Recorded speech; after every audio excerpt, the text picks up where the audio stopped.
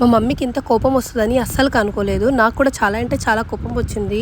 ఇక్కడ మా మమ్మీకి చాలా అంటే చాలా రోజుల నుంచి నీ ప్రాబ్లమ్‌తో అయితే బాధపడుతుంది. సరేలే ఏఐజీ హాస్పిటల్‌లో చాలా మంచి డాక్టర్స్ అయితే ఉంటారు కదా! ఎక్స్‌పీరియన్స్ గల డాక్టర్స్.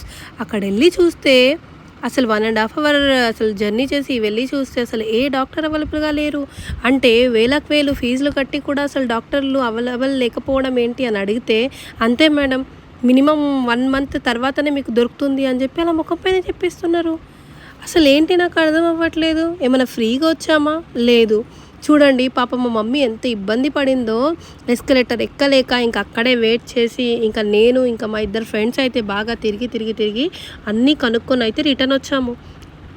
అసలు షేర్ చేయండి అందరితో ఈ విషయము. ఇక్కడ ఏఐజీ హాస్పిటల్కి వచ్చినాము. మమ్మీకి ఇది చాలా ప్రాబ్లం ఉందని చెప్పి 2 hours అవుతుంది. ఒక్క డాక్టర్ కూడా లేరు.